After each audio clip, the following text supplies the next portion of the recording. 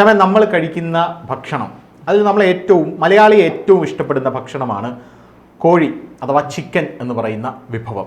Chicken കൊണ്ട് ഒരുപാട് വിഭവങ്ങളുണ്ട്, അതൊന്നും ഞാൻ ഇവിടെ വിശദീകരിക്കുന്നില്ല. പക്ഷേ പണ്ട് മുതലേ നമ്മൾക്ക് പല ആൾക്കാർക്കും ഉള്ള ഒരു ഭയം ഈ ചിക്കനെ കുറിച്ച് പറയുമ്പോൾ, ഒന്നാമത് പക്ഷിപ്പനി വരുമ്പോൾ ഉള്ള ഭയമാണ്, ചിക്കന് കുത്തനെ വില ഇടിയുന്നു.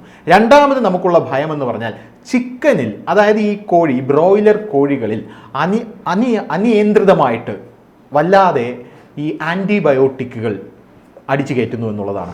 അത് പൊടിയായിട്ടാകാം, ചിലർ പറയുന്നു പൊടിയായിട്ടല്ല, പൊടിച്ച് കോഴിയുടെ ഭക്ഷണത്തിൽ ഇട്ട് കൊടുക്കുന്നതല്ല എന്ന് പറയുന്നു, ചിലർ പറയുന്നു അത് ഇഞ്ചക്ട് ചെയ്യുകയാണ് എന്ന് പറഞ്ഞത്. ബ്രോയിലർ കോഴികളിൽ ഇത്തരത്തിലുള്ള സംഭവങ്ങൾ ഇഞ്ചക്ട് ചെയ്യുകയാണെന്ന് പറഞ്ഞത്. ഇതിൽ എന്തെങ്കിലും വസ്തുതയുണ്ടോ? എന്താണ് ഇതിൻ്റെ ശ്യാമിൻ്റെ ഒരു ടേക്ക്? ഇത് സത്യമായിട്ടുള്ള കാര്യമാണ്. ആൻറ്റിബയോട്ടിക് കുത്തിവെക്കുകയും ചെയ്യുന്നുണ്ട്, അത് ഈ പൊടിച്ചിട്ട് കൊടുക്കുകയും ചെയ്യുന്നുണ്ട്. ഞാൻ ഇതിൻ്റെ പേരിൽ വലിയ പഴി കേട്ടിട്ടുണ്ട്. എന്തിനാണ്? കുറേ വർഷങ്ങൾക്ക് മുമ്പ് ഞാൻ ഒരു ചാനലിൻ്റെ റിപ്പോർട്ടറായിരിക്കെ ഞാൻ തമിഴ്നാട്ടിൽ പോയി ഈ സാധനം പിടിച്ചു.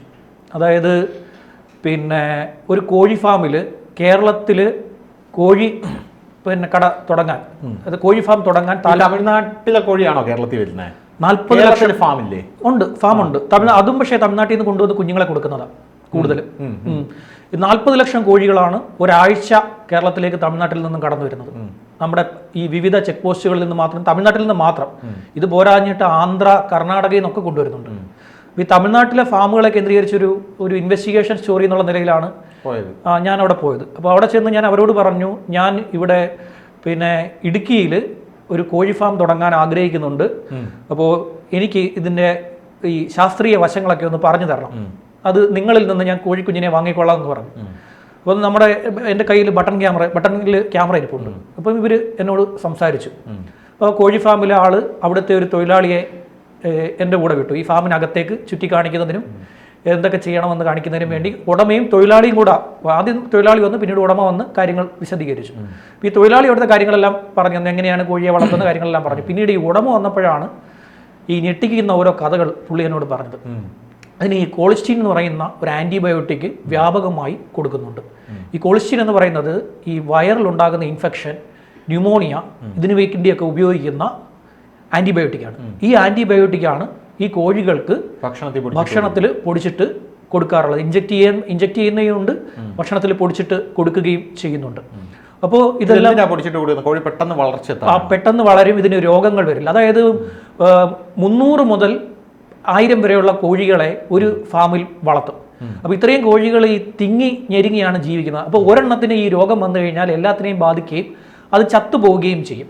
ഇതിൻ്റെ വളർച്ചാ കാലാവധി എന്ന് പറയുന്നത് 42 ദിവസമാണ്. 42 ദിവസം കൊണ്ട് ഇത് 2.5 കിലോ വരെ വളരും. പിന്നീട് ഇതിൻ്റെ ഈ കൊടുക്കുന്ന ആൻറ്റിബയോട്ടിക് ഭക്ഷണം പാചകം ചെയ്യുമ്പോൾ പോകില്ല. ഇത് ഞാൻ ചോദിക്കാൻ വന്നതാണ്, നമ്മൾ തിളപ്പിക്കുമ്പോൾ പോകില്ല. അത് ശാസ്ത്രീയമായി തെളിയിച്ചിട്ടുണ്ട്. MG സർവകലാശാല സ്കൂൾ ഓഫ് ബയോസയൻസസ് ഇതിനെക്കുറിച്ച് പഠിച്ചിട്ട് അവരുടെ പഠന റിപ്പോർട്ട് പ്രകാരം ഈ ആന്റിബയോട്ടിക് ഇതിലുണ്ട്. പിന്നീട് centre for science and environment നടത്തിയ പഠനത്തിലും ഇത് തെളിഞ്ഞിട്ടുണ്ട്. ഈ ലോകമെമ്പാടും ഇതിനെക്കുറിച്ച് പഠനം നടത്തിയിട്ടുണ്ട്. ലോകമെമ്പാടുമുള്ള വിവിധ ഏജൻസികൾ നടത്തിയ പഠനത്തിലെല്ലാം തന്നെ ഈ കോഴികൾക്ക് ഇതിന്റെ ശരീരത്തിൽ ആന്റിബയോട്ടിക് ഉണ്ട് എന്ന് കണ്ടെത്തിയിട്ടുണ്ട്. ഇപ്പോൾ കഴിഞ്ഞ ദിവസം പിന്നെ VD സതീശൻ പ്രതിപക്ഷ നേതാവ് പറഞ്ഞ ഒരു കാര്യം, നമ്മുടെ യുവതി-യുവാക്കൾ അടക്കം രോഗങ്ങൾ വന്ന് പെട്ടെന്ന് എന്താ പറയാ, രോഗപ്രതിരോധ ശേഷി കുറയുന്നു. പ്രതിരോധ ശേഷി കുറയുന്ന എന്തുകൊണ്ടെന്ന് വെച്ച് കഴിഞ്ഞാൽ നമ്മളറിയാതെ നമ്മുടെ ശരീരത്തിലേക്ക് വരുന്ന ഈ ആന്റിബയോട്ടിക് പിന്നീട് നമുക്ക് എന്തെങ്കിലും രോഗം വരുന്ന സമയത്ത് ഇത് പ്രതിരോധിക്കാൻ പറ്റില്ല. ഈ ആന്റിബയോട്ടിക് നമ്മുടെ ശരീരത്തിൽ പ്രവർത്തിക്കില്ല. കാരണം ഇത് ഓൾറെഡി നമ്മുടെ ശരീരത്തിൽ എത്തിയിരുന്നു. നമ്മുടെ ബ്ലഡ് എടുത്ത് കൾച്ചർ ചെയ്ത് കഴിഞ്ഞാൽ ഇത് വ്യക്തമായി മനസ്സിലാക്കാൻ സാധിക്കും. ഇപ്പോൾ ജനിക്കുന്ന കുഞ്ഞുങ്ങളടക്കം കുഞ്ഞുങ്ങൾ അടക്കം ഈ ഒരു ആന്റിബയോട്ടിക്കിന്റെ കണ്ടന്റ് കണ്ടെത്തുന്നുണ്ട്. അതെങ്ങനെയാണ്? അത് അമ്മയിൽ നിന്ന് കുഞ്ഞിലേക്ക് വരുന്നു. ഇത് ശാസ്ത്രീയമായി തെളിയിക്കപ്പെട്ടിട്ടുള്ള കാര്യമാണ്. അപ്പോൾ ഞാനിത് കൊണ്ടുപോയി ഇതെടുത്തു. അല്ല, ഇത് കൂടുതലും ബ്രോയിലർ കോഴികളിലല്ലോ. അതെ, കാണുന്ന ആൾക്കാർക്ക് ഒരു സംശയം ഉണ്ടാവും, നാടൻ ചിക്കൻ സേഫ് ആണല്ലോ. നാടൻ ചിക്കൻ എന്ന് പറയുന്ന ഒരു സാധനമൊക്കെ വളരെ അപൂർവമായിട്ട് അപൂർവമായിട്ടുള്ള മുട്ടക്കോഴികൾ, തമിഴ്നാട്ടിൽ നിന്ന് വരുന്ന മുട്ടക്കോഴികളുണ്ടല്ലോ, മുട്ടക്കോഴികളെ ഈ 18ാമത്തെ ആഴ്ച മുതൽ അത് മുട്ടയിട്ട് തുടങ്ങും. പിന്നീടുള്ള പിന്നെ ഏതാണ്ട് ഒരു 6 മാസത്തിൽ കൂടുതൽ അത് മുട്ടയിട്ട് കഴിഞ്ഞാൽ, 6 അല്ല 1 കൊല്ലത്തോളം അത് മുട്ടയിട്ട് കഴിഞ്ഞാൽ ഈ മുട്ടക്കോഴിയെയും എന്ത് ചെയ്യും? ഇറച്ചിക്കോഴിയായിട്ട് നമുക്ക് വയ്ക്കും. ഈ മുട്ടക്കോഴിക്ക് 18ാമത്തെ ആഴ്ചയ്ക്ക് ശേഷമുള്ള ഓരോ ആഴ്ചയും ആന്റിബയോട്ടിക് കുത്തിവെക്കുന്നുണ്ട്. ഇതാണ് ഞാൻ അവിടെ കണ്ടുപിടിച്ചൊരു സാധനം. അപ്പോൾ ഈ അദ്ദേഹം പറയുന്നതെല്ലാം എൻ്റെ ക്യാമറയിൽ റെക്കോർഡായി ഇത് ഞാൻ കൊണ്ടുവന്ന് പുറത്തു വിട്ടു. അന്ന് ഇവിടുത്തെ ഈ ചിക്കൻ പിന്നെ ഇതിൻ്റെ ഒരു അസോസിയേഷൻ ഉണ്ട്, അതിൻ്റെ പേര് ഞാൻ വിട്ടുപോയി. ഇവരെല്ലാവരും കൂടെ എന്നെ കൈകാര്യം ചെയ്യാൻ തുടങ്ങി. സ്വാഭാവികമായിട്ട് ഭയങ്കരമായിട്ട് ഭീകരമായി എൻ്റെ ഫോണിലേക്ക് നിരന്തരം വിളികൾ വരികയും അവരുടെ കഞ്ഞിയിലും മണ്ണ് വാരിയിടാന്ന് അവര് കൈകാര്യം ചെയ്യും. ഇത് നോക്കേണ്ട സത്യം പറയാൻ കോഴിയുടെ വില കുറഞ്ഞു, അന്ന് വില കുറഞ്ഞു. അത് വാർത്ത ഭയങ്കരമായി മാഫിയാണ് വരും. അതെ പിന്നെ വലിയൊരു മാഫിയ സംഘമാണ്. ഈ മാഫിയ സംഘം എന്ത് ചെയ്തെന്ന് വെച്ച് കഴിഞ്ഞാൽ എന്നെ വ്യാപകമായി കൈകാര്യം ചെയ്യാൻ വേണ്ടി ഇറങ്ങിത്തിരിച്ച ശേഷം എനിക്ക് ഫോൺ എടുക്കാൻ പറ്റുന്നില്ല, എൻ്റെ ബ്യൂറോ ചീഫിന് ഫോൺ എടുക്കാൻ പറ്റുന്നില്ല, ഞങ്ങളുടെ ഓഫീസിലെ റിസപ്ഷനിലേക്ക് കോളുകൾ നിരന്തരം വന്നുകൊണ്ടിരിക്കുകയാണ്. അങ്ങനെ വളരെ വ്യാപകമായി ഇത് പ്രചരിക്കപ്പെട്ടു. അത് എന്തുകൊണ്ട് പ്രചരിക്കപ്പെട്ടു എന്ന് വെച്ച് കഴിഞ്ഞാൽ നടൻ ജയസൂര്യ എൻ്റെ വാർത്ത ഷെയർ ചെയ്തു. അദ്ദേഹം ഈ വാർത്ത അദ്ദേഹത്തിന് ഈ വാർത്ത ശ്രദ്ധയിൽപ്പെടുകയും അദ്ദേഹം ഇതെടുത്ത് ഷെയർ ചെയ്തതോടുകൂടി ഇത് വ്യാപകമായി കേരളം ചർച്ച ചെയ്തു. അതോടുകൂടി കോഴിയുടെ വിലയിടിഞ്ഞ ശേഷം എന്നെ കൈകാര്യം ചെയ്യുന്നതിന് വേണ്ടി ഈ ഫാമിൽ ഇവർ പോയിട്ട് അവിടെ നിന്നൊരു വ്യാജ സ്റ്റോറി ഇവർ ചെയ്തു. അതായത് ഞാൻ ചെയ്ത വാർത്ത തെറ്റാണ്, ആന്റിബയോട്ടിക്കുകളൊന്നും കൊടുക്കാറില്ല, അവര് തന്നെ അവിടെ പോയി ഈ ഫാം കണ്ടുപിടിച്ച് അവിടെ നിന്നും അവർ ഇത് ചെയ്തു. അപ്പോഴും ഞാൻ പറഞ്ഞൊരു കാര്യം, ഞാൻ മുന്നോട്ട് വെച്ചൊരു വാദം, ഒരു വലിയ പ്രഷർ വന്നപ്പോൾ വാർത്ത പിൻവലിക്കുന്നതിനെ കുറിച്ചൊക്കെ ആലോചിച്ചു തുടങ്ങി ചാനലിൽ. വലിയ പ്രഷർ വന്നു. കാര്യം പിന്നെ മാനേജ്മെന്റ് തലത്തിലേക്കുള്ള വിളി വന്നു.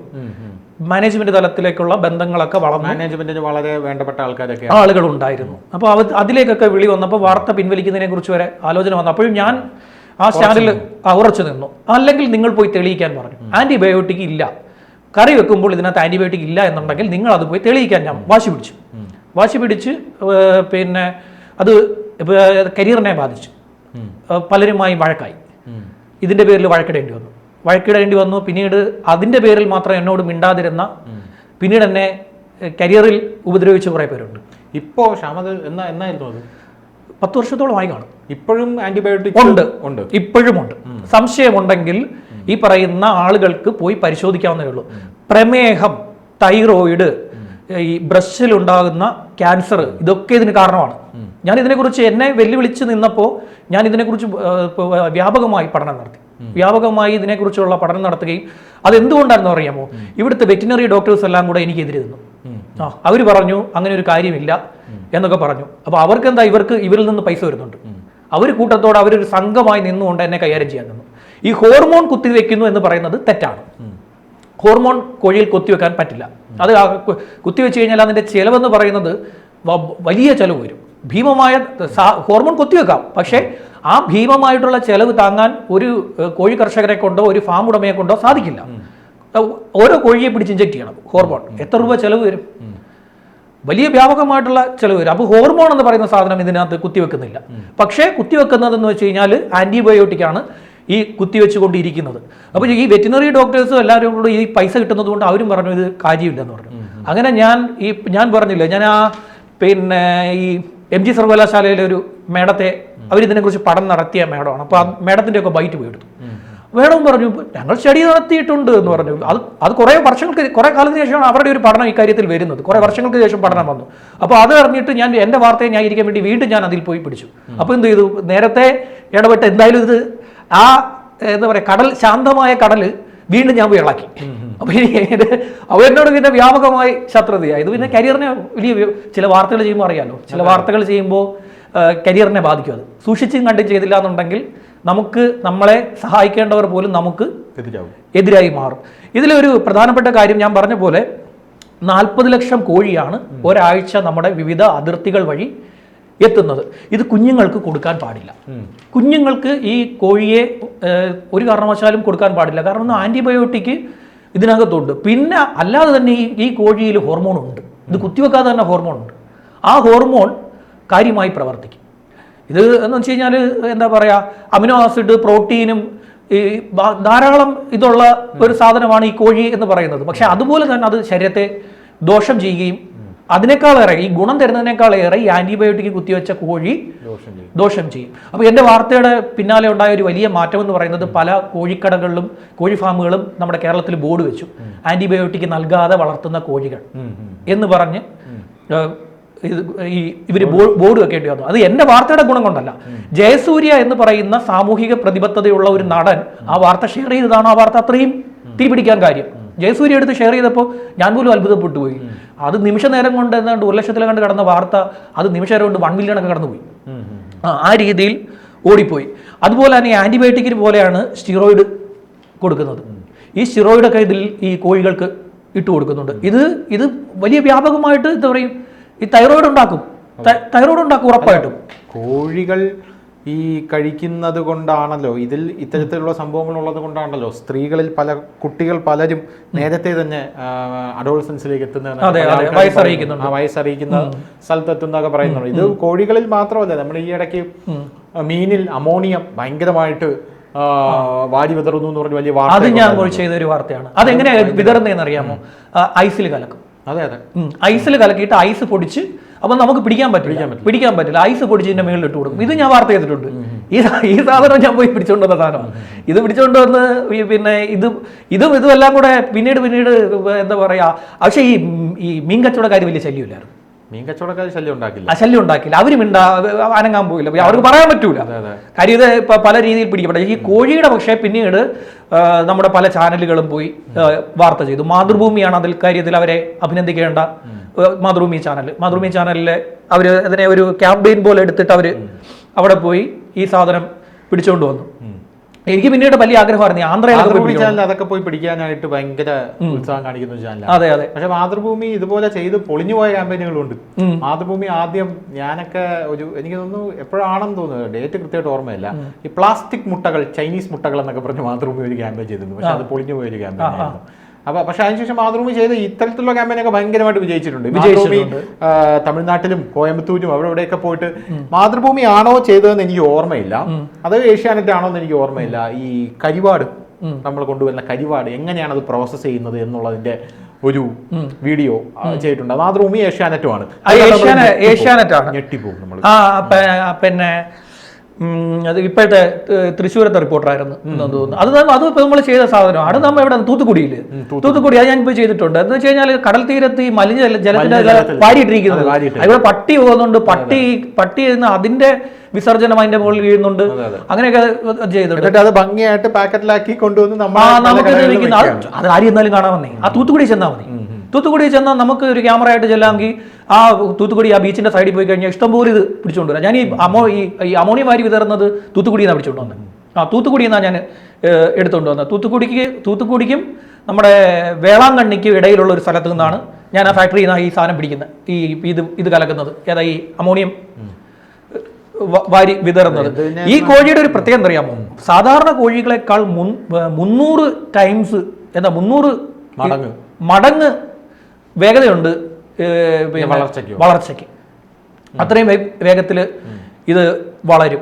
അത്രയും വേഗത്തിൽ വളരുകയും ചെയ്യും. മനുഷ്യന് അത്രയും വേഗത്തിൽ അസുഖങ്ങൾ ഉണ്ടാക്കും. മാത്രമല്ല, നമുക്ക് 1998 ശേഷം ഇവിടെ ആന്റിബയോട്ടിക്കുകളൊന്നും വികസിപ്പിച്ച് വന്നിട്ടില്ല. നമ്മുടെ കയ്യിലുള്ളത് തുലവും കുറവാണ് ആന്റിബയോട്ടിക്കുകൾ. ആ ആന്റിബയോട്ടിക്കുകൾ വളരെ പ്രീഷ്യസ് ആയിട്ട് കാണേണ്ട വസ്തുക്കളാണ്. അതിനെയാണ് നമ്മൾ പോലും അറിയാതെ നമ്മുടെ ശരീരത്തിലേക്ക് ഇവർ കലക്കി വിടുന്നത്. ഈ തമിഴ്നാട്ടിലെ ഫാമുകളിൽ നിന്ന് ഇവർ കലക്കി നമുക്ക് ഈ തരുന്നത് അതാണ്. അപ്പൊ നമ്മൾ അറിയാതെ എന്തിനാണ് നമ്മുടെ ശരീരത്തേക്ക്, ഞാൻ ഈ അന്ന് പ്രേക്ഷകരുടെ മുന്നിൽ വെച്ചൊരു ചോദ്യം ഇതായിരുന്നു, നമ്മളറിയാതെ നമ്മുടെ ശരീരത്തിലേക്ക് എന്തിനാ ആന്റിബയോട്ടിക് വരണം? ആന്റിബയോട്ടിക് എന്തിനു വരണം? അതിന്റെ ആവശ്യമില്ലല്ലോ. അപ്പോൾ ഇത് പലർക്കും ഈ ലിവർ ഫംഗ്ഷനെ ബാധിക്കും. ലിവർ ഫംഗ്ഷനെ ബാധിച്ച് പിന്നെ ഉപദ്രവം ഉണ്ടാക്കും. അതായത് ഇതിൽ നല്ലൊരു ശതമാനം വരുന്നതെന്ന് വെച്ച് കഴിഞ്ഞാൽ ആൽക്കഹോളിക് അല്ലാത്ത മനുഷ്യർക്ക് ഇപ്പോൾ ലിവറിന്റെ വലിയ പ്രശ്നം വരുന്നുണ്ട്. ലിവറിന്റെ വലിയ പ്രശ്നം വരുന്നുണ്ട്. ഭക്ഷണത്തിലൂടെ ഉണ്ടാകുന്ന ഒരു സാധനമാണ്. അതിനൊരു എല്ലാ കാരണവും ഞാൻ പറയുന്നില്ല, ഒരു കാരണം ഇതിന്റെ അമിതമായിട്ടുള്ള ഉപയോഗമാണ്. ഇപ്പോൾ ഡോക്ടർമാരുടെ അടുത്ത് ചെല്ലുന്ന ഈ ആൾക്കാരുടെ എല്ലാം ഈ ഫാറ്റി ലിവർ ഒക്കെ ചെക്ക് ചെയ്തിട്ട് അവർ പറയും നിങ്ങൾ ഇറച്ചിയുടെ ഉപയോഗം കുറയ്ക്കാൻ പറയുന്നുണ്ട്. മത്സ്യം കഴിക്കാം, പക്ഷേ ഈ ഇറച്ചി, ചിക്കൻ, ബീഫ് പോലെയുള്ള അതിന്റെ ഉപയോഗം നിങ്ങൾ എന്തായാലും കർശനമായിട്ടും കുറയ്ക്കണം എന്ന് പറയും. കാരണം ലിവർ തകരാറിലാവുന്നതിന്റെ ലക്ഷണങ്ങൾ കാണിച്ചു തുടങ്ങിയിട്ടുണ്ടെന്ന് പറയും. അത് മാത്രമല്ല, ഈ കോഴികൾ ചത്തുപോകുന്ന കോഴികളെ ഇവരെന്ത് ചെയ്യുമെന്ന് വെച്ച് കഴിഞ്ഞാൽ ഇത് എടുത്തുകൊണ്ട് വന്ന് പിന്നെ വിൽക്കുന്നുണ്ട്. കടക്കാർ, ഹോട്ടലുകളാണ് ഇത് മേടിക്കുന്നത്. എങ്ങനെ മേടിക്കുന്നു എന്ന് വെച്ച് കഴിഞ്ഞാൽ ഈ വണ്ടികളിൽ കൊണ്ടുവരുമ്പോൾ ഇത് ചത്തുപോകും. ഇതിന് അടിയിലിരിക്കുന്ന ഈ തട്ടായിട്ട് അടിക്കുകയാണ് ഇതിനെ കൊണ്ടുവരുന്നത്. ഇത് അടിയിരിക്കുന്ന കുറേ എണ്ണമൊക്കെ ചത്തുപോകും. അപ്പോൾ ആ ചത്തുപോയതിനെ ഇപ്പോൾ കിലോയ്ക്ക് ഇത്ര രൂപയാണെങ്കിൽ ആ കിലോയുടെ 30% വില കുറച്ചിട്ട് ഹോട്ടലുകാർക്ക് ഇത് വിൽക്കും. ഹോട്ടലുകാർ ഇത് വാങ്ങുകയും ചെയ്യും. എന്നിട്ട് അവരെന്ത് ചെയ്യുന്നു വെച്ച് കഴിഞ്ഞാൽ ഇതെടുത്ത് ബിരിയാണിയാക്കി നമുക്ക് തരും. പിന്നെ അത് ഈ ചത്തുപോകുന്ന കോഴികളാണ് നമുക്ക് കൂടുതലായിട്ടും എന്താണെന്നറിയാമോ, ഈ ഇതിൽ നമ്മുടെ കറക്ക് കോഴി ഉണ്ടല്ലോ, പിന്നെ അതിനൊരു പേരുണ്ട്, ഞാൻ വിട്ടുപോയി. ഷവർമ അല്ലല്ല, ഷവായി. അതിന് ഈ സാധനമാണ് വാങ്ങുന്നത്. ആണ്, സംശയമുണ്ടോ? ഞാൻ എൻ്റെ ഒരു സുഹൃത്ത് ഹോട്ടലിൽ നിർത്തിയായിരുന്നു. അപ്പോൾ അദ്ദേഹത്തോട് ഞാൻ ഈ കാര്യത്തെക്കുറിച്ച് സംസാരിച്ചു. അപ്പോൾ അവൻ എന്നോട് ഈ കാര്യം പറഞ്ഞു. അതിനുശേഷം എൻ്റെ ഒരു അടുത്ത സുഹൃത്തുണ്ട്, അദ്ദേഹം ഈ കോഴിയുടെ വണ്ടിയാണ് ഓടിക്കുന്നത്.